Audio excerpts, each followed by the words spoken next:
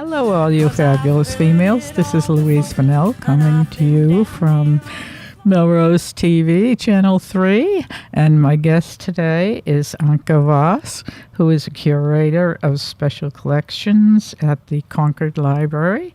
And she's going to tell you a little bit about what she does and how she came to do it, and also some of the exciting things that are happening at the library. Anke? Yes, that sounds wonderful. Good. Okay. So what is it you do exactly? What do I do? Yeah. So I am the curator of the William Monroe Special Collections here at the Concord Free Public Library. Mm-hmm. And the William Monroe Special Collections is a collection of manuscripts and archives that dates back to the 17th century and the start of Concord. Concord was incorporated in 1635, and some of the records in our collections date as far back as that. And but our records also go through and into the 20th century. We still document families and organizations today. Our collection has probably close to 2,000 linear feet of materials or records. And by linear feet, that is kind of archival jargon, but a linear foot is basically a foot on a shelf. Okay. It's a way for us to measure, the space that we have. And the collections that we have are stored in a climate-controlled vault here in special collections that only staff can have access to. But in addition to these manuscripts, I also do curate a large, quite fantastic art collection that is also part of special collections, and that our collection is on view throughout the library, or a good portion of it is. And during COVID, I actually had all of the art photographed, and the entire collection is online. So if you go to the Concord Free Public Library, under Special Collections, there's a link called Art Collection, and you can see all of our pieces there. Oh, I will. Oh, that's great. Mm-hmm. Okay. And so if somebody wanted to come into the library and see a specific thing, like I wanted to come in a few weeks ago to see the Louisa May Alcott, and my daughter arranged it. So how do you go about arranging something like that? So if you're coming with a larger group, or you have a very specific research request or interest, we like it very much if you call ahead or send an email, because that way we can get prepared. Yeah. And, we serve researchers and visitors from all over the world. So, somebody, if they're coming here for a week to do research on a particular topic or subject, then we usually, will have communication with that individual or researcher ahead of time. Yeah. If you are, visiting Concord to, see the sites, you're visiting the Old North Bridge, or you're visiting Orchard House, or the Old Manse or Emerson House, and you hear that, the Special Collections has some original manuscript by these individuals, you are more than welcome to just stop by to view these materials. And Special Collections currently is only open during the week, unfortunately. But we're open Mondays from 10 to 6, and Tuesdays through Fridays from 9 to 5. And, again, if you happen to stop by during that time, you're welcome to come in and view some of the items that we have in our collection. And as you mentioned, some of the individual items that, especially visitors, to Concord who are coming to see, Walden or to go to Orchard House. Right. We do have original manuscripts by Henry David Thoreau and Emerson. Emerson, and also by Louisa May Alcott. And so, people do come to see those items and, make connections to those amazing individuals Right. by, looking at some of their manuscripts. Oh, good. Great. Okay. And can you tell me about some of the newer things that are at the library? At least they're new to me. Oh, sure. So the library had over the last 2 years, we had a large renovation and expansion. And some of the collections that I can tell you about now have grown in part because we have more space. Yeah. So one collection that we have, and other libraries have started these types of collections, is we have a collection called the Library of Things. Oh. And essentially, the Library of Things is designed to reduce cost and waste for the whole community by sharing technology tools, toys, and more. The same way that libraries share books and films. And so we have different categories. Yeah. We have fun and games. We have home gardening. We have STEAM learning. So science and the arts, and also technology. So for fun and games, we have board games. We have museum and recreation passes, which some of you might be familiar with from other public libraries. We have Nintendo Switch, which is a gaming console, and we also have a puzzle swap. But then for home gardening, we have things like a color identifier for flowers. We have an energy waste detector. You can borrow an induction burner. We also have a seed library at the Fowler Library. Okay, hold on 1 minute. What is an induction burner? An induction burner is a burner that is an electric cooktop that saves energy through magnetism. Wow. Can you say that in even simpler language? Sure. Okay. Yeah, I'm not sure. Okay. Well, it's a burner that uses electromagnetism to heat. Okay. So it is just a different way of creating heat and being able to cook. Okay. Is it sort of like an air fryer? No. It's like a burner. It's a burner. Okay. Or a cooktop. Not a burner, but it's an electric cooktop. Oh. It's called an induction burner, but it's a cooktop. Oh, Yeah. Okay. Kind of foreign to libraries, to my way of thinking. Yeah. You can also borrow a smart bird feeder, which is a bird feeder that comes with an HD camera built in. So that you can watch your feathered friends on your computer. Oh, my God. We have a soil tester that allows you to test your soil for pH and moisture content and temperature, which is something that gardeners like to use. I bet. And you can even borrow a water tester, which is the same thing. It tests pH, temperature, and conductivity of your water. So, wow.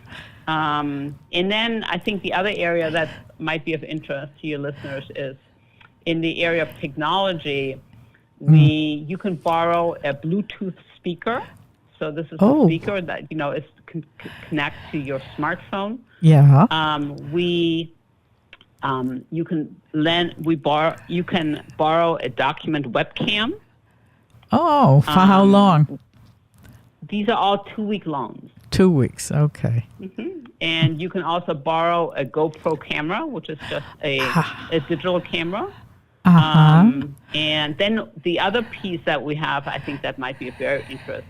We have media conversion kits. As you know, many of us have information or media on old carriers like cassettes and VHS.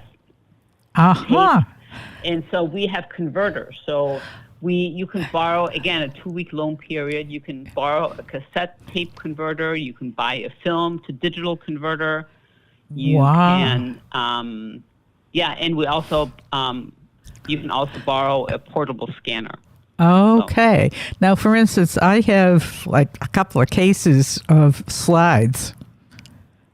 Right. So I could. And we have something like that.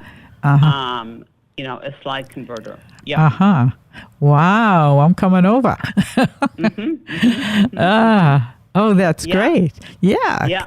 So the other area that the other department that we actually gained, thanks to our expansion, is that we now have a department called the workshop, which is a public makerspace and a collaborative workspace with tools and equipment that help everyone to explore, learn, and make things. So we have about 200 different tools that anyone can use here in the library, and we also offer free workshops on these different tools. And I was just going to give you kind of an idea of the kind of tools that we have. Great. So we have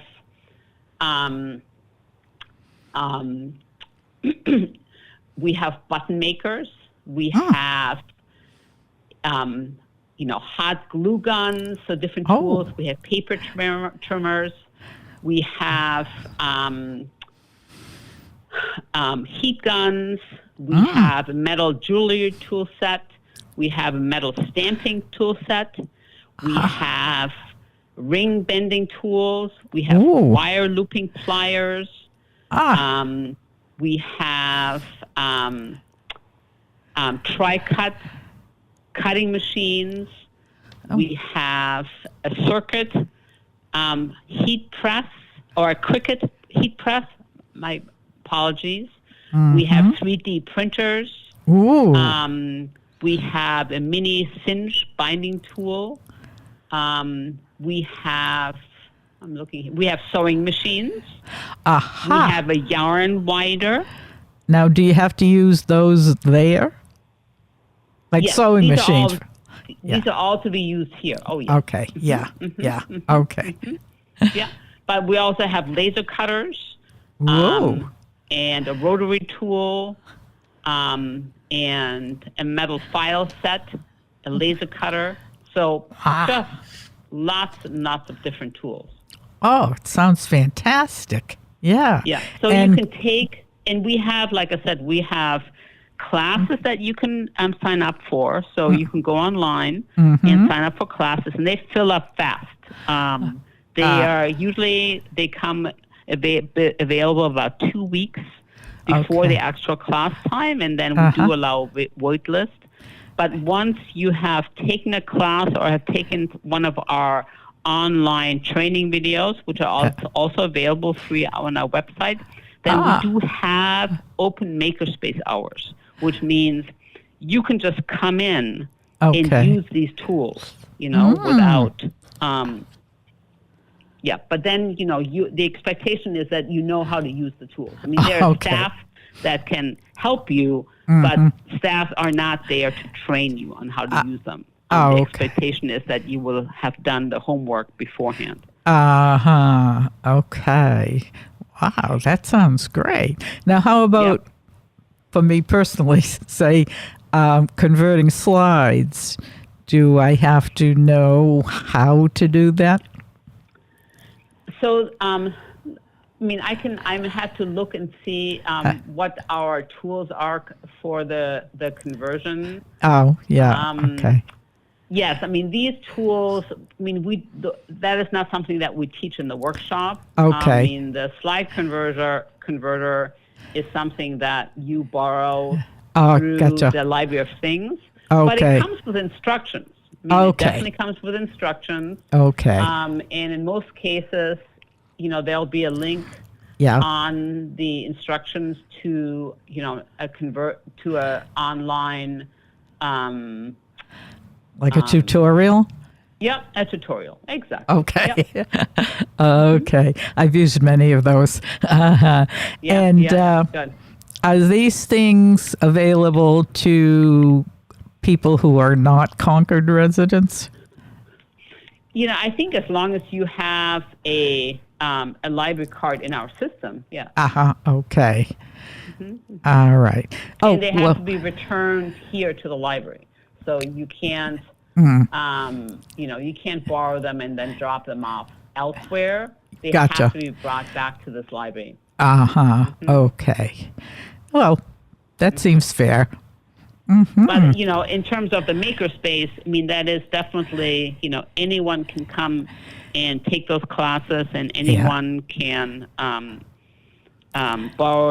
the tools and be in the workshop. So. Wow, that sounds fantastic. Yeah, it's pretty amazing. I'll say. And it's open to anyone as long as you...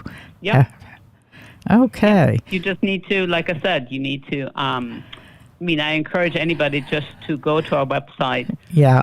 And there is a link to the makerspace. And it gives you some instructions on how to use the space, some of the guidelines to using the space. And the same with the Library of Things. Oh, that sounds incredible. Wow. Well, thank you so much. That's been you're welcome. Really, really, really informative.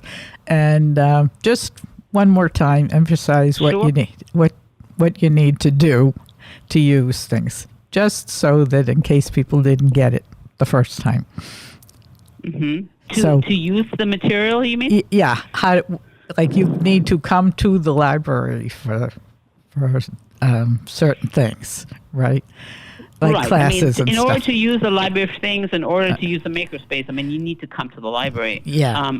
Are you asking in terms of special collections?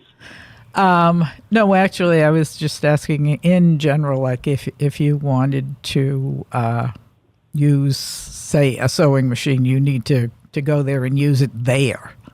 Yes. It's a full-size, regular-size sewing machine. Yes. And we do, for all of our tools, I always say, for all of our tools, we will provide the materials in order for you to use it. So we do provide some materials so you can practice your sewing. But, if you wanted to make a dress, or dress your family, you would need to bring your own cloth. We don't have that's the same we have a big knitting libraries as well. So we have all types of different needles and all the different tools that you might need to create and make intricate sweaters, either through knitting or crocheting. Again, it is material that we have some yarn. Yeah. But again, if you're planning to make a sweater, you need to buy your own yarn. Yeah. Okay. You can maybe make a sampler with the yarn that we have or with the cloth that we have, but not you can't make your full wardrobe with our materials. Right. Sure. Yeah. Wow. This is certainly different from my usual idea of libraries. It sounds wonderful. No, libraries do many, many different things. And wow. We would like to invite as many people to see the library, in addition to see the library as a place, to find community, to learn, and to read in, different ways. Sure. And so that is, the movement towards, both the Library of Things, but also maker spaces, where people make things using different tools. That is definitely a trend in public libraries. We are lucky in part because of our partnerships with our friends of the library and also the Concord Free Public Library Corporation, which is a charitable organization that, those two, charitable organizations, contribute significantly to the library and make a lot of our programming possible. Mm-hmm. Oh, that's fantastic. Thank you so much for all the information. You're welcome. Okay. You're welcome. I hope all of you out there have learned as much as I have, and that you'll have an enjoyable evening. Thank you again, Anke. This is Louise Fennell. This is Louise Fennell coming to you from Channel 3 in Melrose. I hope you have a wonderful evening.